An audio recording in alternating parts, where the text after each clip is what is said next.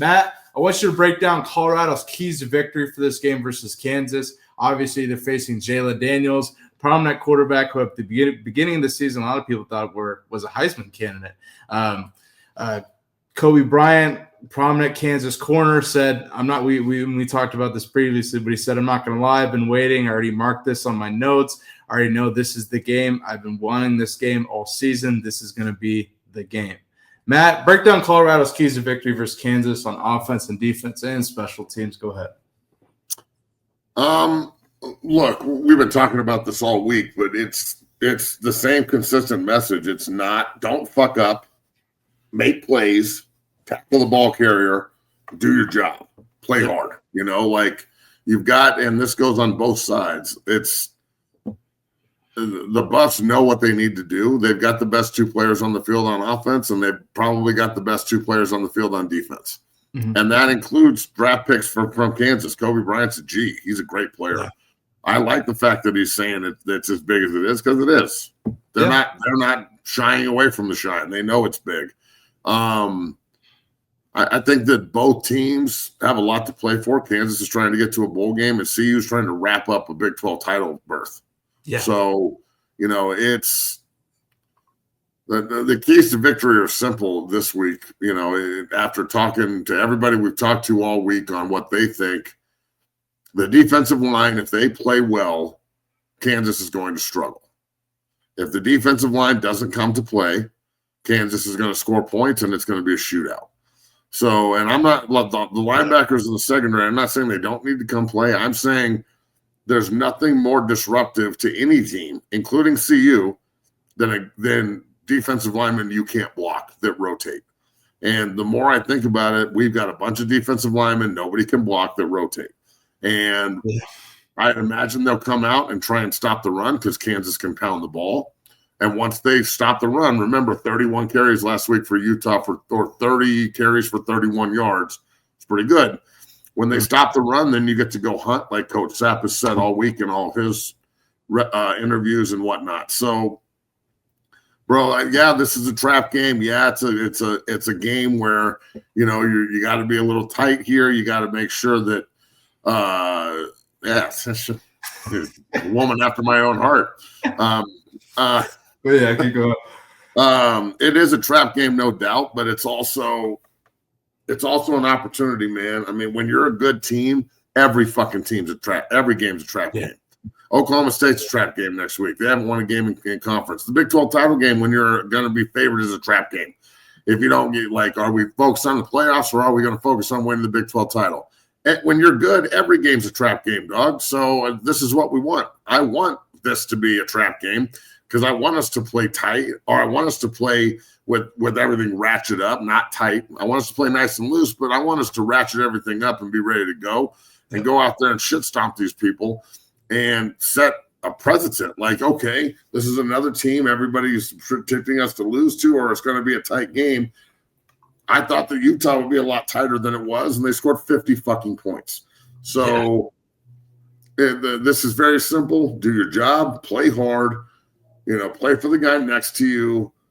Don't squander this fucking opportunity. Don't put it in someone else's hands where you have to beat Oklahoma State and have fucking Arizona State lose or some crazy shit, or Kansas State sneaks back in, or all of a sudden, you're opening the door for teams that are already out of it if you decide to go to Kansas and play down and below your standard.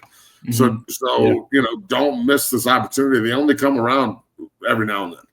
Yeah. I was very lucky to play.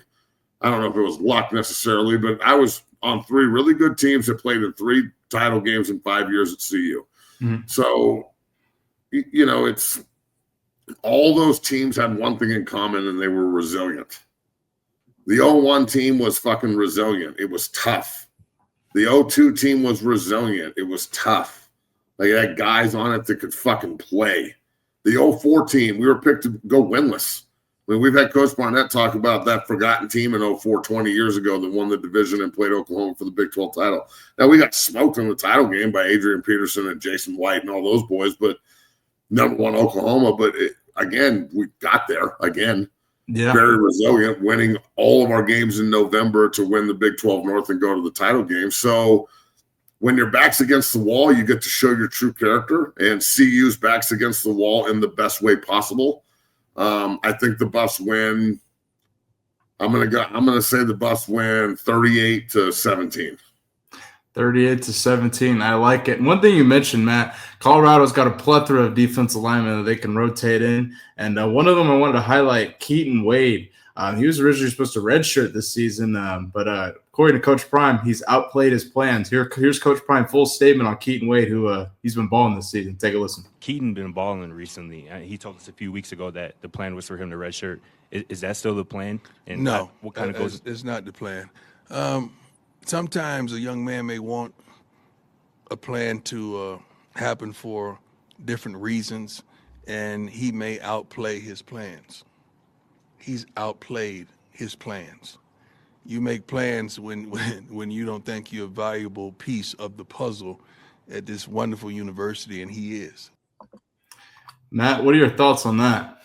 DC Buff, I am also from Longmont, Colorado, my brother. It's great to have you watching the show. We appreciate the fuck out of you. Love you too, man. Go Buffs. I think that it's true.